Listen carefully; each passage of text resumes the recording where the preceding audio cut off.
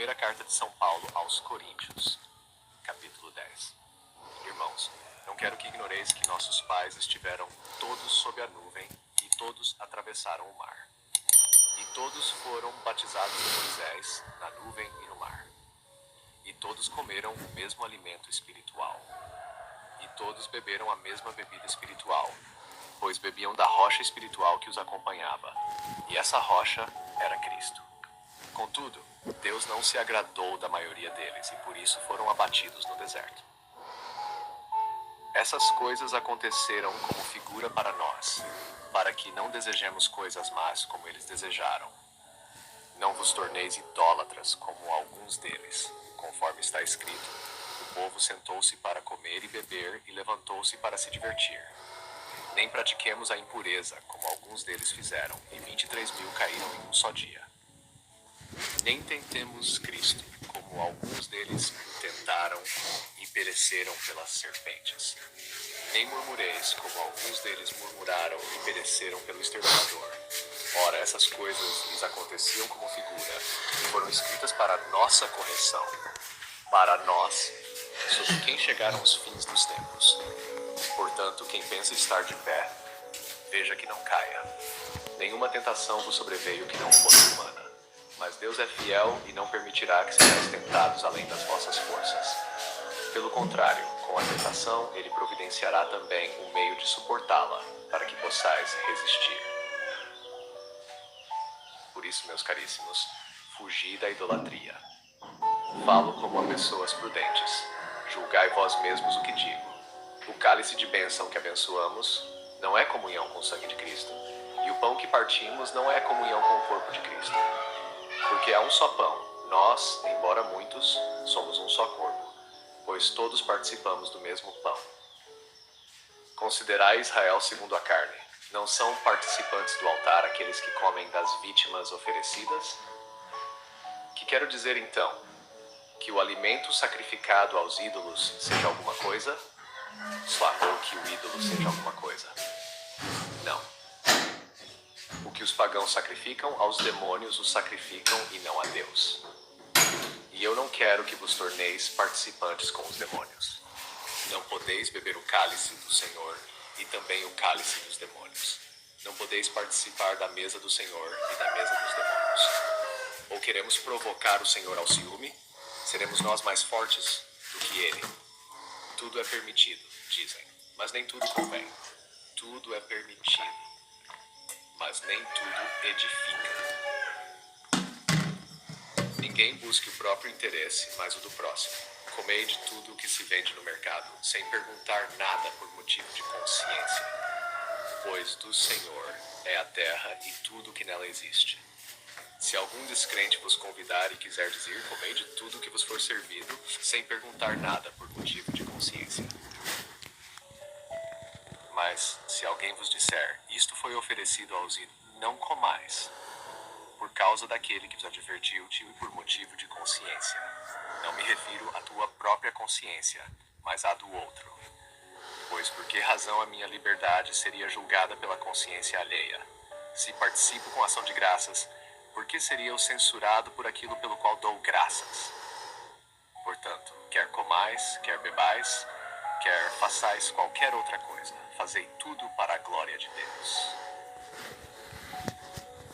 Não sejais motivo de escândalo nem para judeus, nem para gregos, nem para a igreja de Deus. Assim como eu também procuro agradar a todos em tudo, não buscando o que é útil para mim, mas o que é útil para muitos, para que sejam salvos. Comentário patrístico. São João Crisóstomo, homilia sobre a primeira carta aos Coríntios, homilia 14. Ao comentar este trecho da carta, São João Crisóstomo, bispo de Constantinopla do século IV e um dos grandes doutores da Igreja do Oriente, explica que o apóstolo Paulo recorre aos acontecimentos do Antigo Testamento para advertir os cristãos de Corinto contra a presunção espiritual.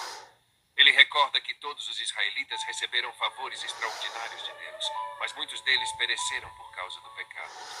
Segundo o santo doutor, open quote, eles passaram pelo mar, comeram o maná e beberam da rocha espiritual, e contudo muitos pereceram. Assim também vós, que recebestes maiores dons, o batismo e a mesa sagrada, Não deveis viver com negligência. Close quote. As figuras do Antigo Testamento.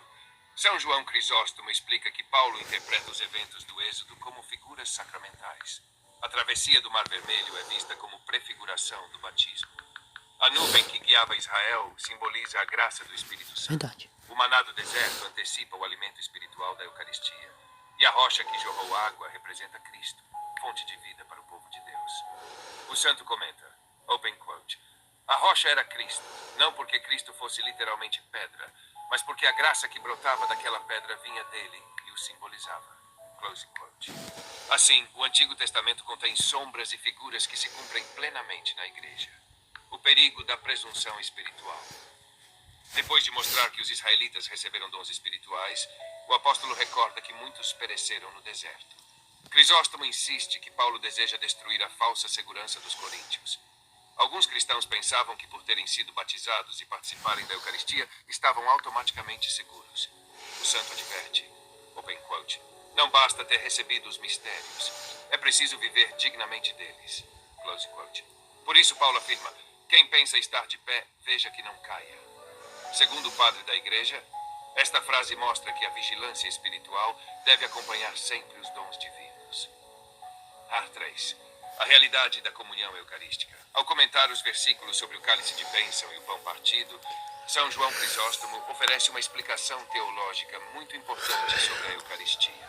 Ele afirma que a palavra usada por Paulo, comunhão, indica uma participação real no corpo e no sangue de Cristo. Por isso escreve, open quote, quando participamos do pão e do cálice, não recebemos algo meramente simbólico. Tornamo-nos unidos ao próprio Cristo. Close quote. A Eucaristia não é apenas um sinal de unidade. Ela cria essa unidade. Assim, porque todos participam do mesmo pão, os cristãos formam um único corpo. 4. A incompatibilidade entre Cristo e os ídolos. Paulo então adverte contra a participação em banquetes pagãos. São João Crisóstomo explica que os sacrifícios oferecidos aos ídolos, embora estes nada sejam em si mesmos, estão ligados à ação dos demônios. Por isso, ele interpreta as palavras do apóstolo com grande seriedade. Open quote. Assim como o altar cristão nos une a Cristo, também os sacrifícios pagãos unem os participantes aos demônios. Close quote. Desse modo, participar simultaneamente da mesa do Senhor e da mesa dos ídolos seria uma contradição espiritual. A comunhão eucarística exige fidelidade exclusiva a Deus. Ana 5. A verdadeira liberdade cristã. Na última parte do capítulo, Paulo responde à questão da liberdade cristã. Alguns diziam, tudo é permitido. Crisóstomo explica que o apóstolo aceita que muitas coisas são moralmente lícitas, mas insiste que o critério cristão é mais elevado. Não basta perguntar se algo é permitido. É preciso perguntar, isso edifica? Isso ajuda o próximo? Isso glorifica a Deus? Assim, a liberdade cristã não é egoísta. Ela está subordinada à caridade e à salvação dos outros. Na 6. O princípio final da vida cristã, o comentário culmina na famosa exortação de Paulo. Quer comais, quer bebais, quer façais qualquer outra coisa, fazei tudo para a glória de Deus. São João Crisóstomo conclui que essa frase resume toda a vida cristã. Até as ações mais simples devem ser orientadas para Deus. Segundo ele, open quote, aquele que vive assim transforma toda a sua vida em liturgia. Close quote. Síntese patrística. Segundo São João Crisóstomo, este capítulo ensina 3 grandes verdades espirituais. 1. Os acontecimentos do Antigo Testamento prefiguram os sacramentos da Igreja. A travessia do mar, o maná e a água da rocha são figuras que apontam para o batismo e para a Eucaristia.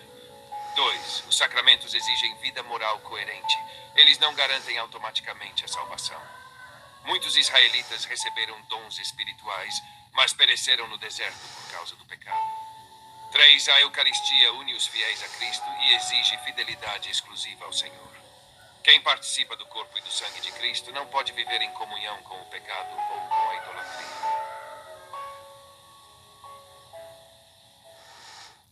Queridos ouvintes, chegamos ao fim deste audiolivro e quero expressar minha profunda gratidão a todos que permaneceram conosco até aqui.